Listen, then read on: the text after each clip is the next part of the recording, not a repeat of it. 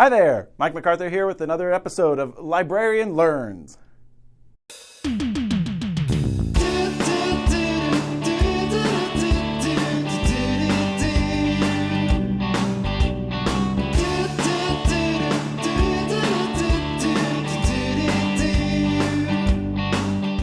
This is a series where I take a look at bits and pieces of Oshkosh history that I've driven around and wondered why or how, or that UP nice people have asked me about why I've been working at the library. Today we're going to take a look at a building that I see quite often as it's on the same street as the library, the Howard, or it was mostly known as the Eagles Club.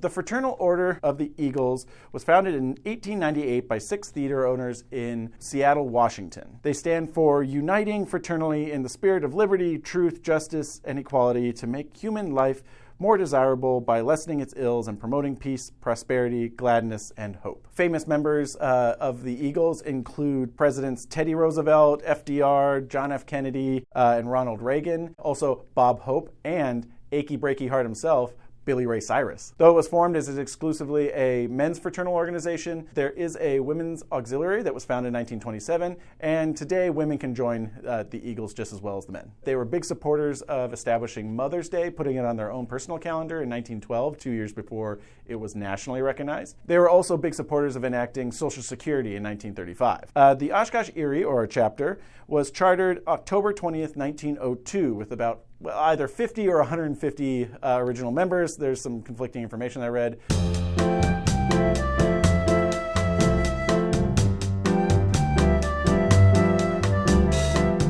But certainly it grew quickly, and by the next year they had over 250, which is notable in that they were only the 4th Eagles charter in Wisconsin at the time. So in those early years, they met at different places above businesses around Main Street and in the city. But as their numbers grew to well over 1,800 by the mid-1920s, they needed a big clubhouse to support their membership. The Eagles purchased the Murdoch and Gustavus properties on Washington Avenue in 1926 and broke ground the following year. The plans for their new building was going to cost $250,000, which is about $4.5 million today. This was really the high point for a lot of the fraternal organizations in the United States, but also in Oshkosh. This is where you saw kind of this tail end of them building all these really opulent, incredible structures. Not only did you have the Eagles here building theirs, you had the Elks right around the corner from the library. You had the Fraternal Reserve Association building right across the street from the library. And the Masons had just opened up in 1926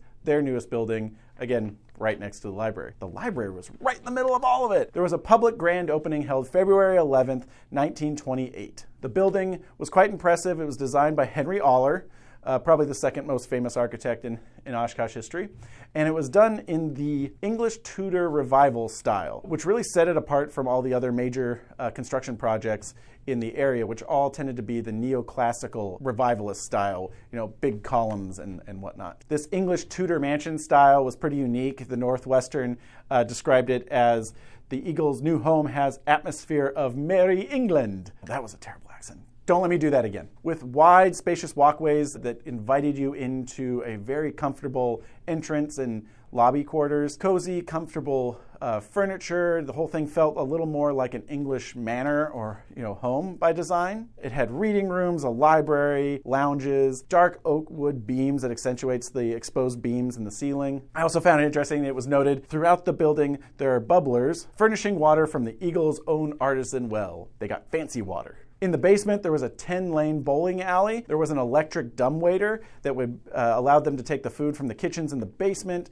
up to the various other floors in the building. And of course, it had its main ballroom, which was popular for sports like boxing and wrestling, but also for musical performances. People who have graced that stage include the Glenn Miller Band, Polka King Frankie Yankovic, and even the man in black himself, Johnny Cash, played there, though before he was always dressed in black. The ballroom and its dance floor drew people who were very into ballroom dancing and big band music well into the 1990s. It even had a brush with Hollywood. In late 1988, the Eagles Ballroom was also one of the several shooting locations for the movie Meet the Applegates, starring Ed Begley Jr. and Stockard Channing. Ed Begley Jr. was here. It was a big deal, and there was an open casting call for extras.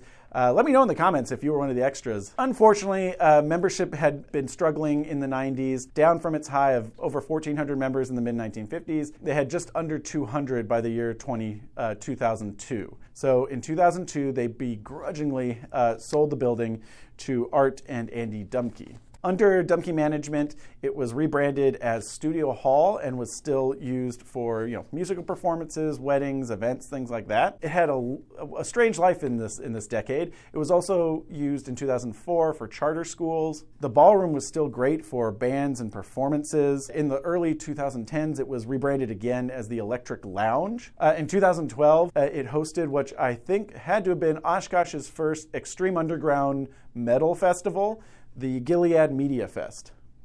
Think about that the next time you're in there. Bunch of sweaty metalheads. In 2017, the property was purchased by Jenna Sharp, Carrie Golem, and Ben Johnson, the children of U.S. Senator Ron Johnson. The sisters renamed the building the Howard for their late grandfather, Howard Curler, founder of Kerwood, Inc. In its current state, the building has a fully functional 10-lane bowling alley once again, this time redone in a very cool retro Art Deco style, outfitted with a super swanky bar and high-end cocktails. The ballroom has become even grander and refurbished with molding and flooring. Today hosts a wide variety of musical events, brunches, dinners, weddings, and events both public and private. In 2018, the former Eagles Club, now Howard, was finally added to the state and national historic registers. A monumental achievement being that it had been in the community for over 90 years. The owners of the Howard purchased the adjacent lots containing an office and an old apartment building, which were raised in 2022 to make way for the current open green space, which will be used for future events and programs. So hey, I learned something. If you like these videos, want to see more, like, subscribe, comment, share, all that good stuff. If you got topics you would like to hear about, let me know in the comments or come see me at the library. And with that, I'll see you later.